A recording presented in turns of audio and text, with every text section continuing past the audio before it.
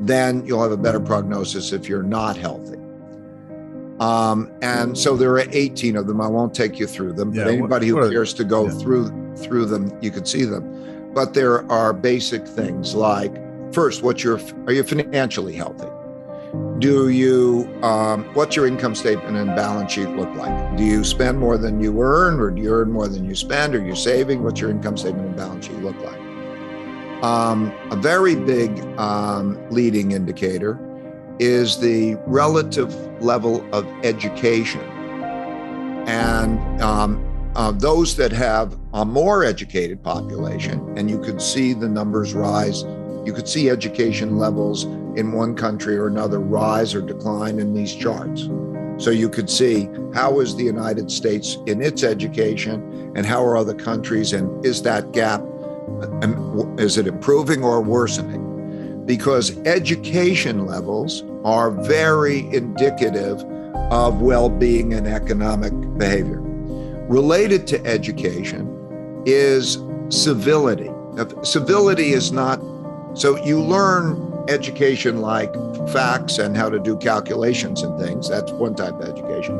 But you also learn how to behave with each other, the civility, the idea of respect and so on. So you have a civilized society of behaving well. That's part of it. And that usually happens in the home as well as in the school system. School can't do everything. And and you could see these numbers, and they're a problem, okay, in terms of these kinds of numbers. Civility, and we have challenges, as there's some often single families that are having financial problems and don't have, those circumstances, and then you have an opiate problem. You have other things that stand in the way. Okay, rule of law.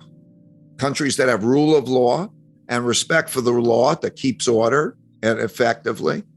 When crime rates go up, it's a problem. A very good indicator is corruption levels. There's a corruption index that all countries have, that you can get for every country. You can see how it changes. And as it goes up, there's a negative 52% correlation with the growth of a country and its corruption over the next 10 years. Okay, so where's the USA at right now? The USA is reasonably good. Compared to the rest of the world. Reasonably good on the corruption element. Where is Mexico, I guess? Bad. Russia is bad. It's interesting because these are predictors of the future. Interesting. And what you find out is, like, if you look at Russia, I'll give that as an example. It's blessed with the greatest natural resources of any country in the world. The value of its natural resources are 40% higher than the next highest country, which is the United States. And it does a pretty good job of having an educated population. But its cultural issues, it's not heavily indebted and so on, but its cultural issues in terms of these things like corruption. There are measures of, lots of measures of bureaucracy versus efficiency. Lots of measures of attitude. Can I start a business and make my dreams happen? You can see the differences between countries on just that attitude, okay? And also you could see it in the bureaucracy. How long does it take to set up a business? There are statistics like that. So you'll see a bunch of them in the book. Gotcha. Sure. Well, I know when a big part of your mission is bridging the educational gap around economics for people, and really people understanding about money, how to use money effectively, and just understanding in general.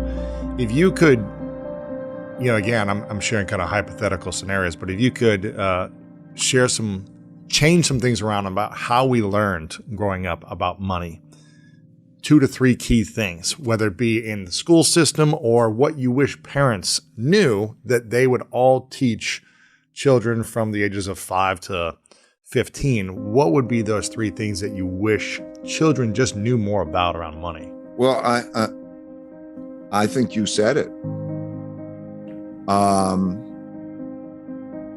If there was education and experience from the age of 5 to 15, that would change everything. We learn differently. Scientists have shown prior to puberty, we learn in an internal way. And you'll find that a number of people had their passion at around age 12, because that has to do with how the brain changes. But if you take that 5 to 15 and you incorporated it in the education system and the practice of saving, spending, and so on, you don't need a PhD in this thing. The money thing is kind of very basic. If I can buy it for less than I sell it, Right. that's a good thing. The more volume I could do, the better it is. Then there are fixed costs and there are variable costs. So if I'm going to build a stand, a lemonade stand, okay, what's that going to cost me? Okay, that's a capital expenditure. Okay, Sure. but it's all the same stuff that you could learn, at those ages, and you don't. And Is there a good game? I mean, I feel like your next thing should be a game that kids can learn to play. I don't know if that's the new Monopoly or what that is. I have a son, which is in, his passion is ed tech, educational technology. And he wants me to do that with him. And maybe I hope one day. Please, Ray, please. We need a game where to make it simple, Yeah. Louis, it ain't like I'm not busy, I got you. I understand.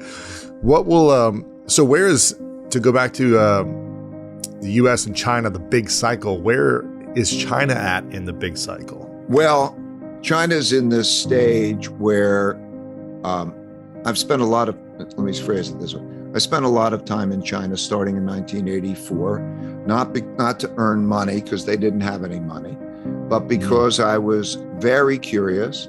And then I got to know and like the people, and I was able to help them develop their stock markets and things and so on. And that was, and I like meaningful work and meaningful relationships. That's my thing. And so I watched. Since 1984, when I first started, per capita income has increased by 26 times. The poverty rate, measured by hunger, went from 88% to less than 1%, and life expectancy increased an average of 10 years. Wow. So the poverty used to be at 80%? Sorry? 84? You said it was 80% back in 84? Hunger was 88%. Hunger. Wow. Hunger. That type of poverty, not being sure to have a square meal.